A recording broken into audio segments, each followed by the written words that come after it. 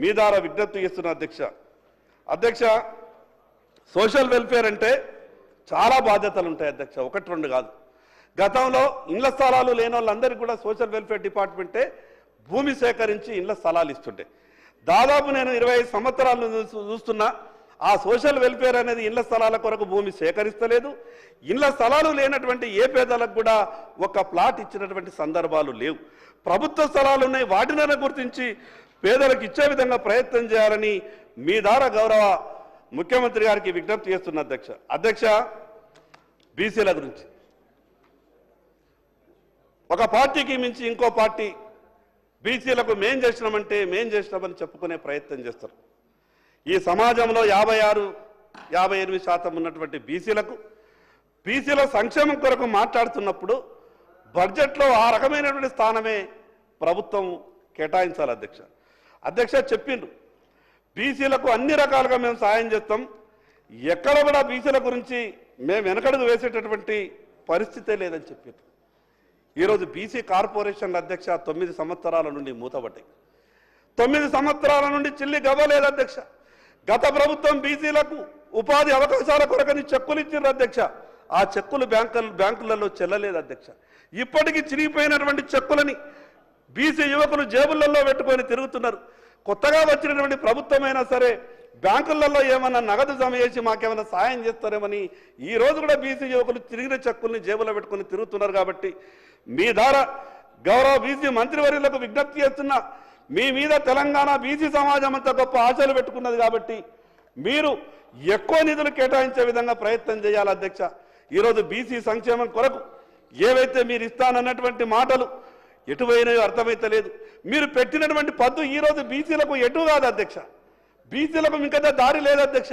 ప్రతి సంవత్సరం 20,000 కోట్ల రూపాయలు కేటాయింపులు అన్నారు అధ్యక్ష. ఎక్కడికి వెళ్ళినాయో ఏమో మీ మాటలు, కేటాయింపులలో చూస్తే మాత్రం ఎక్కడా కూడా లేదు అధ్యక్ష. ఇంకొక ముఖ్య విషయం, మొన్న సభలో చర్చ జరిగింది. సభలో చర్చ జరిగినప్పుడు గౌరవ పెద్దలు చెప్పారు, ఇదొక మంచి బిల్లు తీసుకొస్తున్నాం, మీరందరూ కూడా సహకరించాలనంటే నేను తప్పకుండా చెప్పినా మేము సహకరిస్తాం. కానీ 42% ఏదైతే బీసీలకు ఇస్తున్నామని చెప్తున్నటువంటి ప్రభుత్వం కేవలం బీసీలకు మాత్రమే ఇవ్వాలని చెప్పినాం. ప్రభుత్వం నుంచి సమాధానం రాలేదు, సమాధానం చెప్తారని అనుకున్నాం.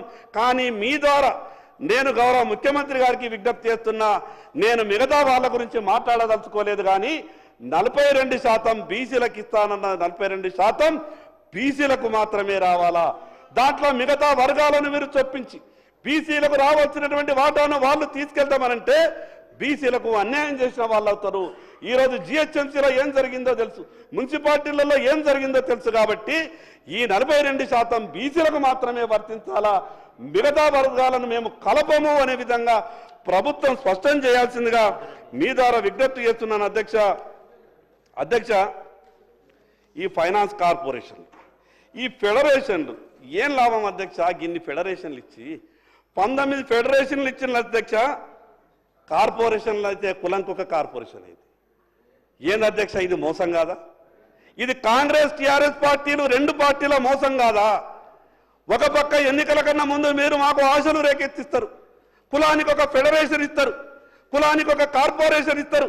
ఆ కార్పొరేషన్లో చైర్మన్ కుర్చీ ఒకటి ఉంటుంది తప్ప మిగతా ఏమి బడ్జెట్ ఉండదు. ఆ కార్పొరేషన్కు నిధులుండయి, విధులుండయి.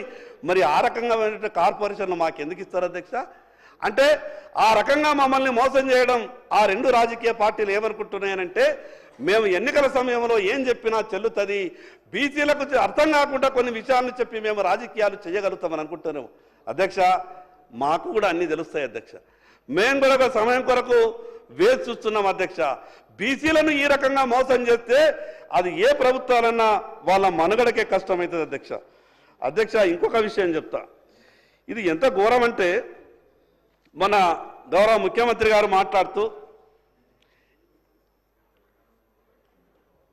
మైనార్టీ కాలేజీలకు సంబంధించినటువంటి ఫీజు రియంబర్స్మెంట్ అంతా కూడా బకాయి ఉన్నది, తప్పకుండా ఆ బకాయిలన్నీ కూడా రంజాన్ ఉన్నది కాబట్టి ఆ బకాయిలన్నీ కూడా విడుదల చేయిస్తాం, మీరు సంతోషంగా పండుగ చేసుకోండి అని గౌరవ ముఖ్యమంత్రి గారు అన్నారు. చాలా సంతోషం అధ్యక్ష, నేను దాన్ని వ్యతిరేకిస్తా, చాలా సంతోషం అధ్యక్ష. మాకు కూడా ఉగాది పండుగ ఉన్నది కదా, మా వాళ్ళు కూడా కాలేజీలు నడుపుతున్నారు కదా, మా వాళ్ళకి ఇయ్యరా అధ్యక్ష?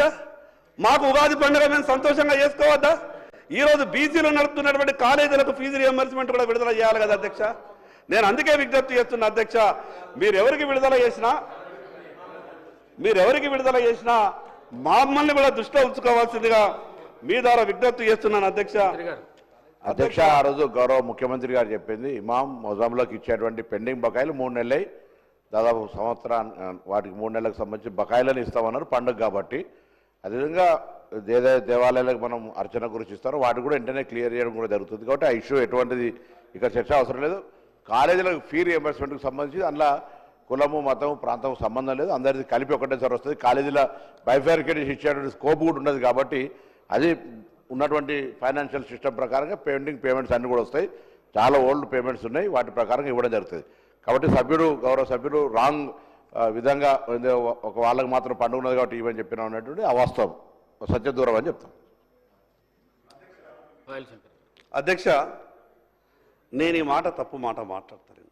ఫైనాన్స్ డిపార్ట్మెంట్కి వెళ్ళి లెక్క తీసుకున్న అధ్యక్ష, నేను మైనార్టీ